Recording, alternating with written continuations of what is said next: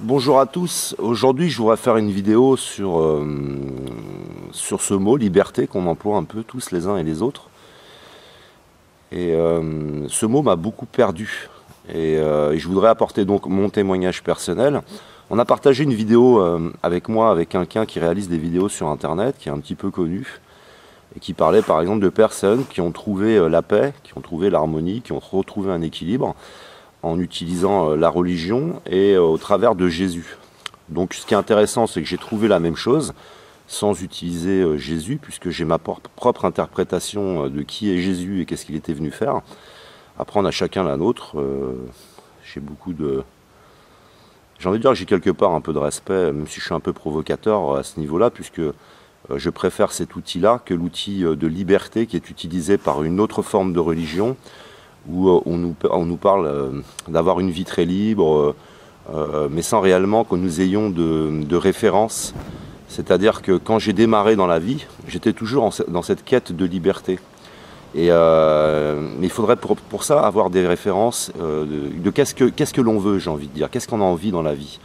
Au fond, dans la vie, moi, je cherchais la paix, je cherchais une forme d'harmonie personnelle, me sentir en harmonie avec mon existence, avec le milieu dans lequel je vis, et avoir ce sentiment d'être cohérent.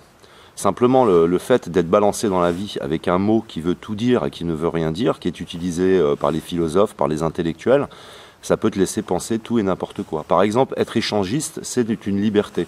Alors je voudrais échanger autour de ça des idées que j'avais qui étaient obsessionnelles, parce que je recherchais déjà au travers du regard des autres d'avoir une existence acceptable, intéressante, mais au travers du regard des autres, déjà d'une part.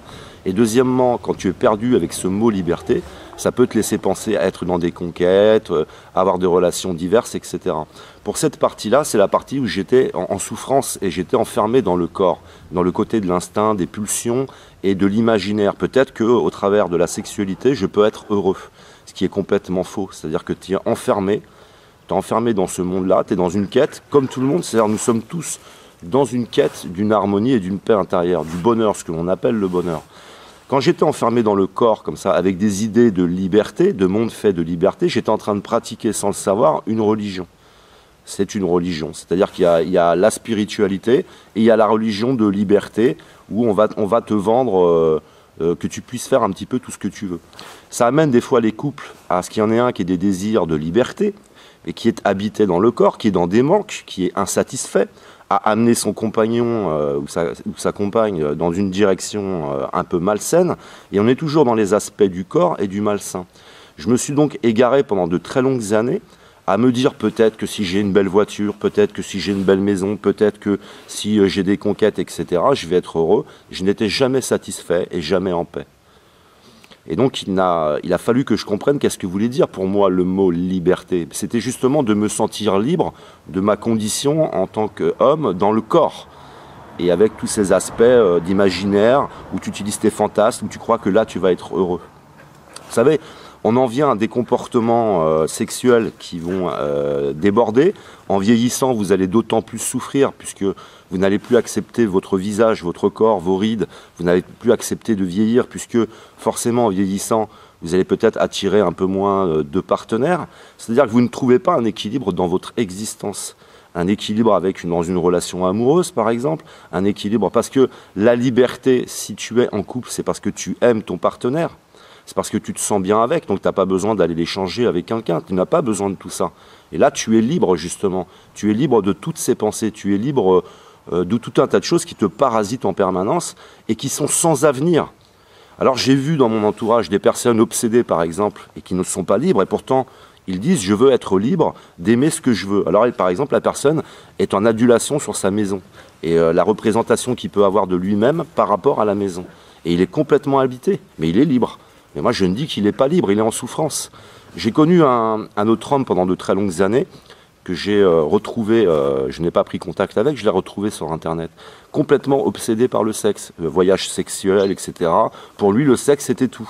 Et là, je l'ai retrouvé sur Internet, c'est une épave. Parce que oui, quand tu arrives à 50 ans, qu'est-ce qui te reste à faire? Tu vas devenir pédophile, tu fais quoi? Est-ce que c'est ça la liberté? Et puis tes partenaires que tu vas rencontrer, à qui tu offres des fois tu fais des promesses, que tu manipules, etc. Est-ce que c'est ça la liberté? Est-ce que ta liberté, elle doit chevaucher celle de l'autre? Donc il faut avoir pour moi une représentation de ce mot. Il faut travailler sur ce mot liberté. Il faut travailler sur son soi, se respecter, s'aimer. Parce que j'estime que maintenant que je suis délivré, je me respecte. Et là, je respecte mon corps. Et je m'aime comme je suis. Et c'est ça pour moi la liberté. Je suis libre de tout ça et j'ai trouvé une nourriture en abondance. Ça veut dire que je ne manque plus de rien. Je ne manque de rien chez moi. En vêtements, je ne manque de rien. En véhicule, je ne manque de rien. Ma voiture, c'est une poubelle. Chez moi, j'ai le strict minimum et j'y suis extrêmement heureux. Pour vous dire, c'est ça ma liberté.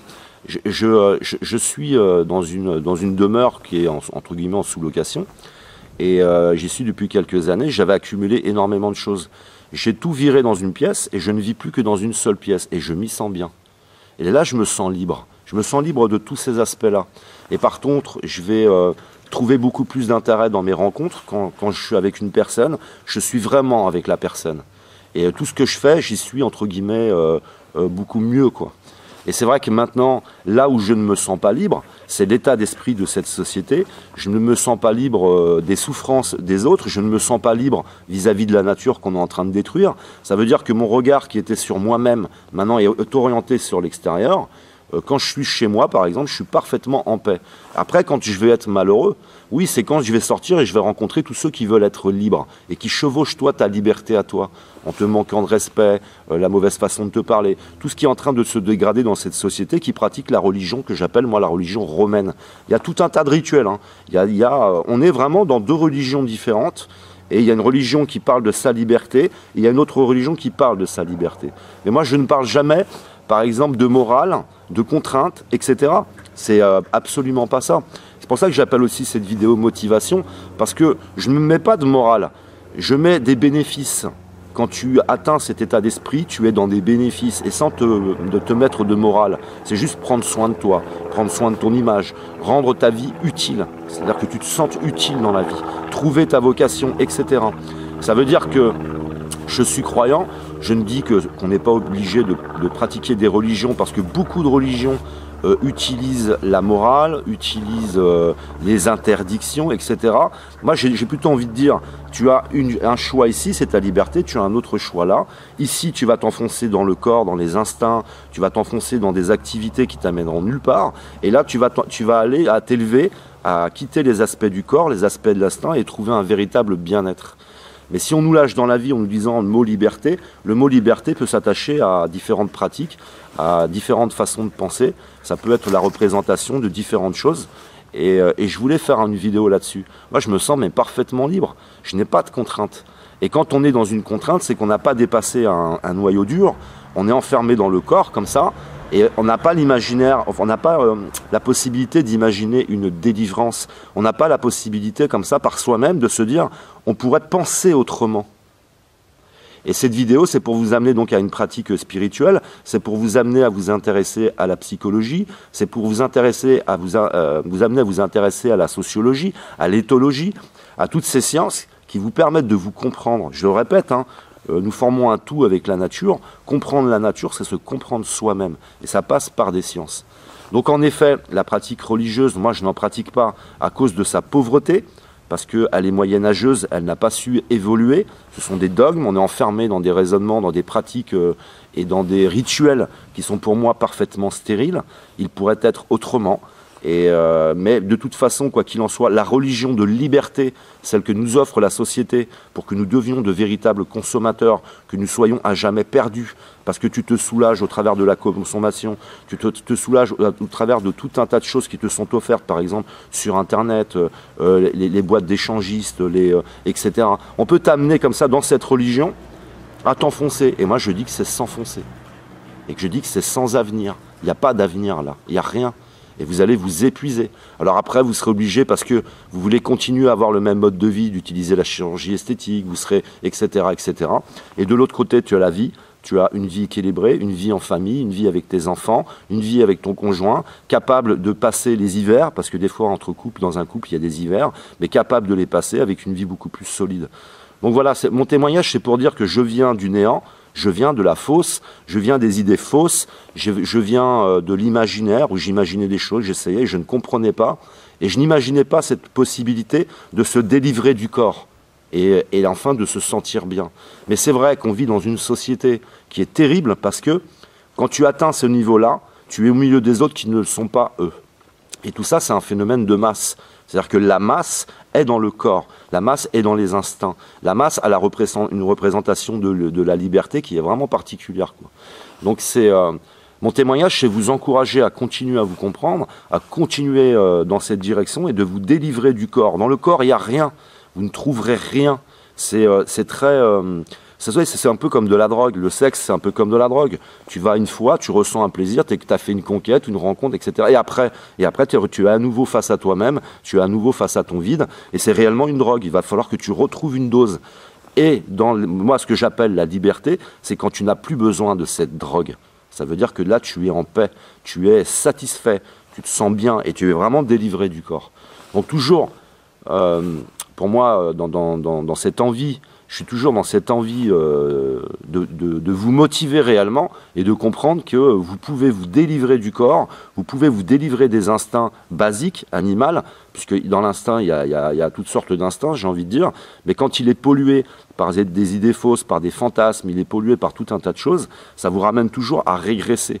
Et vous avez un sentiment de ne pas arriver à construire quelque chose, vous avez un sentiment, moi c'est le sentiment que j'avais, hein, je dis vous avez un sentiment, c'était toujours ce sentiment mais qu'est-ce que va être mon avenir en fonction de l'état dans lequel j'étais. Je me disais, mais c'est bizarre, j'arrive pas à comprendre.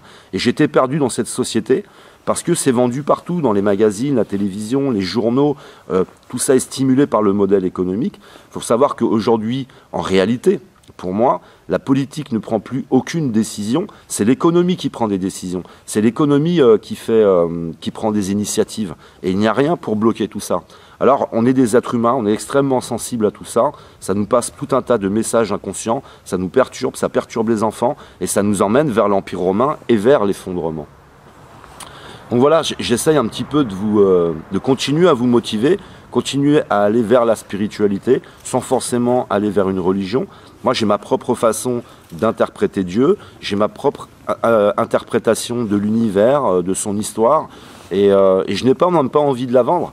J'ai envie plutôt de vous motiver à aller vers la spiritualité et que vous imaginiez le monde vous-même en fonction de tous les éléments que vous pourriez trouver. C'est-à-dire que je ne veux pas... moi, je n'apporte pas de religion, et je l'ai dit, je n'en apporterai pas. Mais après, c'est simplement de se dire, nous pouvons quitter cet aspect de l'animal, des instincts, cet aspect des libertés qui nous sont offertes par la société d'une certaine manière, et aller vers une autre liberté qui, elle, est une liberté pour moi fondamentale, profonde, où tu te sens complètement libre de tous ces aspects, et tu es en quête d'une richesse, d'une alimentation très riche, mais d'une alimentation spirituelle. Voilà, je pense que j'ai fait le tour. Mais comprenez bien qu'il faut bien, pour moi, rationaliser que nous sommes dans deux religions. Il n'existe pas qu'une religion. Tu pratiques une religion, tu n'en pratiques pas. Tu pratiques une religion ou tu en pratiques une autre. Et ce sont deux états d'esprit. On est dans un combat entre le bien et le mal, pour moi. Et tu as des gens qui vont t'attirer, comme ça, qui vont essayer de t'attirer dans leurs activités, qui vont essayer de t'attirer dans leurs problèmes, dans leur façon de penser, alors que tu as ta propre façon de penser à toi. Tu as un toi unique, tu as une identité à développer, tu as tout un tas de choses du côté intellectuel qui sont accessibles à tous. C'est-à-dire que ce bien-être est accessible à tous, et il le saurait d'autant plus si la masse était dans l'esprit plutôt que d'être dans le corps. Donc, vous voyez bien qu'on est... essayez bien d'observer cette société, d'observer son modèle économique, d'observer sa façon de faire de la publicité. Moi, je le rappelle, nous ne pouvons pas voter des lois en rapport avec la liberté, etc. Pour moi, nous sommes faits de sciences. Nous sommes faits de psychologie, de sociologie, nous sommes faits de tout un tas de sciences. Tu ne peux pas voter ton bien-être et ton équilibre. Il doit être défini par des spécialistes. Et aujourd'hui, nos politiques ne sont absolument pas spécialistes. Et je le rappelle, pour notre bien-être, nous avons besoin d'avoir des échanges de masse cohérents et qui nous élèvent et pas qui nous rabaissent. Et je le rappelle, se rabaisser, c'est la prison.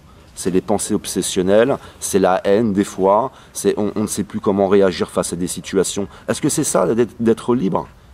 Combien vous êtes à souffrir actuellement à venir sur mes vidéos? Est-ce que c'est ça d'être libre? Eh bien, c'est la liberté qui a été offerte par notre société. C'est de souffrir en réalité, d'être perdu, de penser que tu vas être heureux parce que tu vas t'acheter une tablette, un ordinateur, un iPhone, etc. C'est pas ça. Je ne dis pas de se priver de ça. Moi, je l'utilise, je trouve ça intéressant. Mais par exemple, tu vas mal l'utiliser si on te propose une liberté absolue sans comprendre ce que c'est en réalité la liberté. Donc voilà, le mot liberté m'inquiète beaucoup de la façon dont il est utilisé parce que il est attirant, ce mot. C'est un mot qui est attirant. Et c'est toujours dans les aspects de la poésie, des métaphores. Le diable veut t'attirer, alors il t'attire avec des mots très forts. Viens vers ma liberté.